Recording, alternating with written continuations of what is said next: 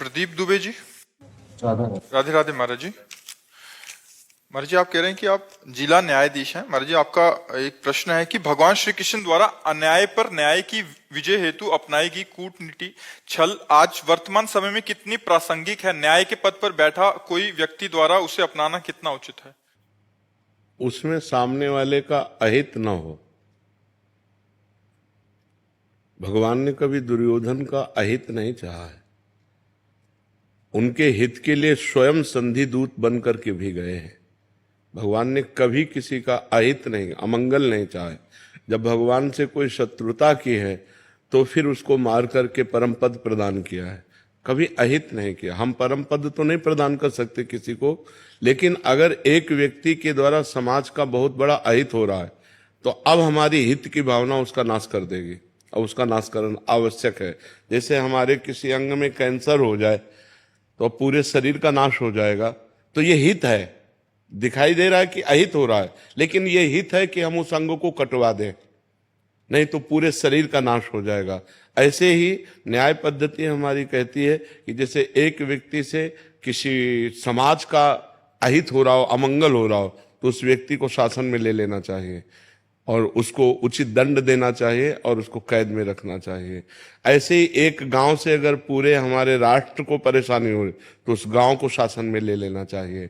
वो हित ही है, वो अहित नहीं है। तो जो हमारे यहाँ नीतियां चलाई गई, जैसे विदुर नीति है, विदुर जी ने कई नीतियों की व्याख्या की महाभारत में कि हमको शत्रु दल को किस तरह से पराजित करना है। अपने यहाँ प्रयोग भी किया जाता है, अपने राष्ट्र में प्रयोग भी किया जाता है, उन हमारी ऐतिहासिक नीतियों का प्रयोग भी किया जाता है।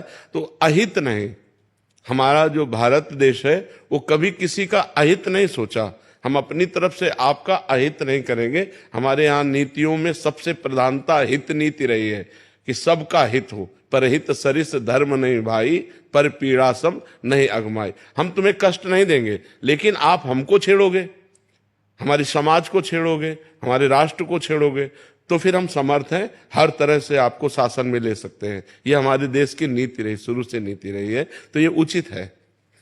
छल भी उचित है, छल भी उचित है, क्योंकि अगर हमें शत्रु बलवान है और उसको पराजित करना है तो हमको छल का प्रयोग करना होगा। भगवान ने स्वयं किया, जैसे अश्वत्थामा मरो, क्योंकि गुरु द्रोणाचार्य जी को परास्त करना संभव। अर्जुन सामने वही खड़े हैं जिनको प्रत्यंचा चढ़ाना सिखाया स्वयं द्रोणाचार्य जी ने। द्रोणाचार्य जी समस्त शास्त्र वेदता, चाहे वो धनुर्वेद हो चाहे जो भी वेद हो, उसके परम ज्ञाता हैं। अब उनको सामने से नहीं मारा जा सकता, तो क्या किया? छल नीति का प्रयोग कर दिया। अश्वत्थामा नाम के हाथी को मारा, भीम ने एक गदा, वो मर गया।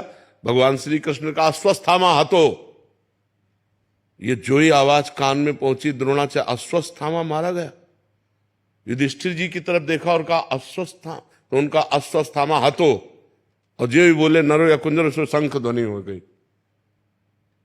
यद्यप वो सत्यवादी धर्मराज युधिष्ठिर थे, एक भी शब्द कहीं मिस्टेक ना हो, पर मिस्टेक कर दिया। भगवान ने आदेश किया था तुम्हें इतना केवल कहना अश्वत्थामा हतो। अब नरो या कुंजरो तुम कैसे? तुम जानते हो कुंजर मारा गया, इसलिए नरक की प्राप्ति कुछ मिनट के लिए हुई थी महाराज युधिष्ठिर। बस तुरंत जो ही उन्होंने धनुष बाण रखा तो दृष्टद्युम्न ने गर्दन उतार ली द्रोणाचार्य जी की। ऐसे ही भीष्म जी के साथ छल विद्या का प्रयोग हुआ। जे ही शिखंडी को तैयार करके सामने पेश किया गया तो भीष्म जी की दृष्टि में अम्बा आई थी, स्त्री पर अस्त्र चलाना उनका व्रत नहीं था। उन्होंने जे ही अस्त्र रखा, मार बाणो उनको सरसैया पे गिरा दिया। तो भीष्म जी को भी कोई आज सामने से परास्त कर सके ललकार के, ऐसा त्रिभुवन में कोई पैदा नहीं हो चुका था।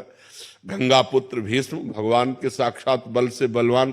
तो बलवान को, अब वो अधर्म पक्ष में है ना, इसलिए बलवान को मारने के लिए छल नीति का भी प्रयोग किया जा सकता है। ये हमारे शास्त्र